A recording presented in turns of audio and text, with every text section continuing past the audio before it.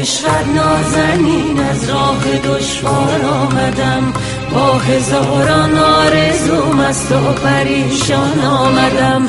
من برای دیدنت افتان و خیزان آمدم، پای کوبان در پیر مستان و حیران آمدم.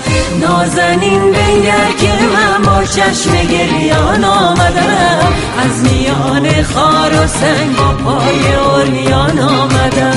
نازنین در را به روی من ببر، خارم مکن من که با حال پریشان تا به اینجا آمدم. آمدم من آمدم، نازنین من با تمام آرزوهام آمدم. آمدم من آمدم، نازنین من با تمام آرزوهام آمدم.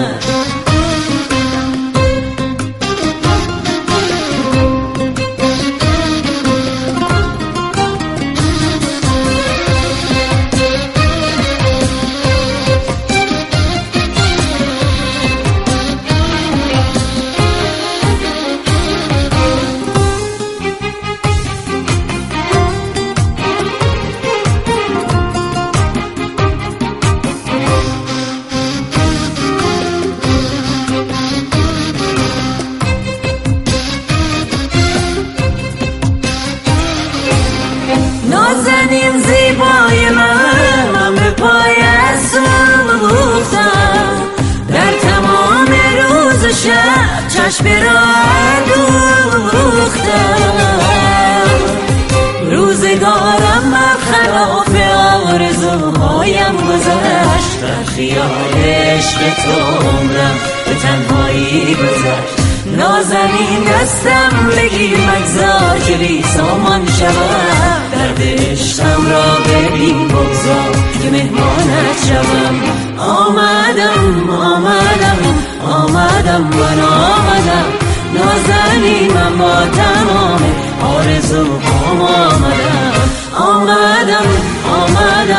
آمدم من آمدم، نازنین من با تمام آرزوهام آمدم.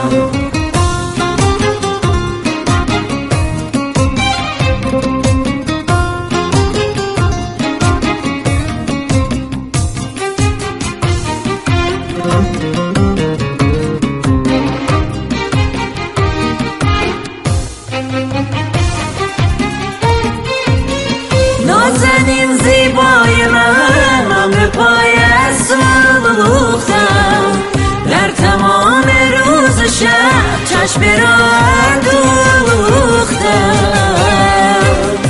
روزگارم برخلاف آرزوهایم گذشت، در خیال عشق تو عمرم به تنهایی گذشت.